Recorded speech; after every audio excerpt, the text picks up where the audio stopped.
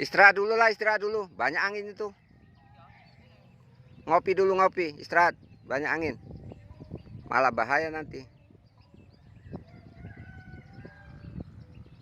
Angin di sini, Om. Hah? Sini arah angin. Ya udahlah, pelan-pelan. Jangan tinggi kali ini ya. Nah, ke bawah.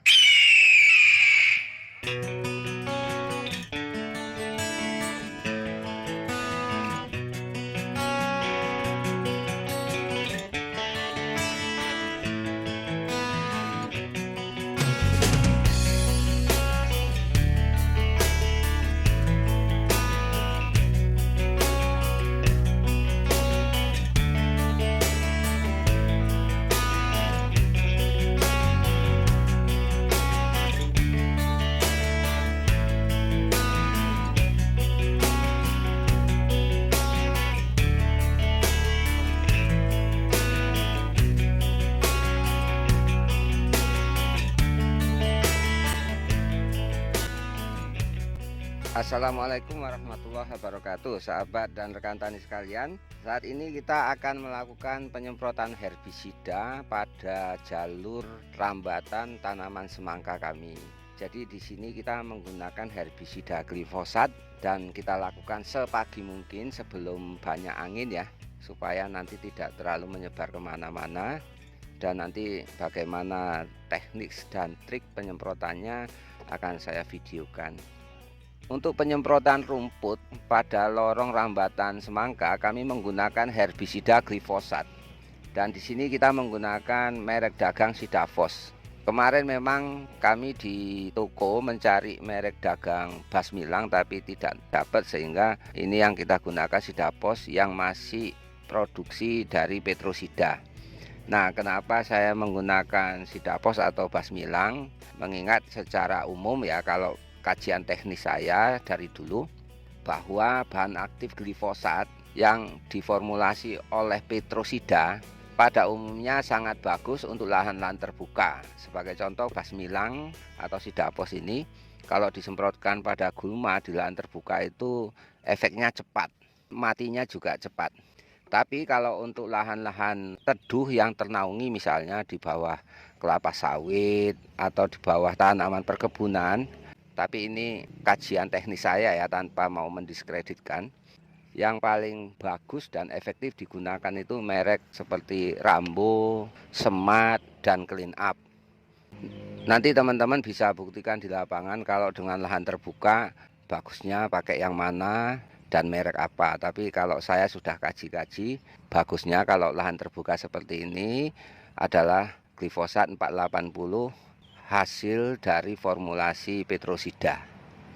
Bagi teman-teman yang bertanya kenapa nggak pakai merek Roundup atau Roundup, kalau pertimbangan saya pribadi hanya pada sisi harga saja.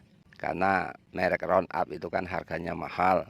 Kemudian dalam hal ini kita kan hanya ingin mematikan rumput atau gulma. Jadi saya rasa tidak terlalu memandang merek, insya Allah kondisi gulma masih bisa kita kendalikan.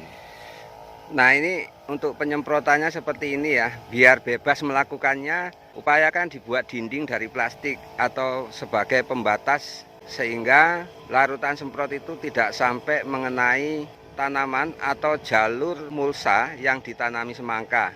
Penyemprotan herbisida ini kita lakukan pada umur tanaman genap 2 minggu atau 14 HST. Kenapa tidak dilakukan sebelum-sebelumnya? Mengingat pada umumnya pertumbuhan rumput malah lebih cepat daripada pertumbuhan tanaman semangka itu sendiri. Maka itu kalau kita tidak siasati dengan penyemprotan setelah tanaman umur 2 minggu, maka pada waktu nanti umur tanaman sudah menjelang panen, rumput-rumput ini akan tumbuh meninggi dan menutupi semua tanaman dan buah-buah semangka. Kalau kita melihat ya, banyak teman-teman tanam semangka pada saat panen itu begitu semak sehingga tanaman semangka dan buahnya nggak nampak. Yang nampak tinggal rumputnya. Kondisi itu akan membuat atau beresiko pada busuknya buah dan juga bisa beresiko pada proses perlambatan kematangan buah-buah semangka karena kurang terpapar sinar matahari.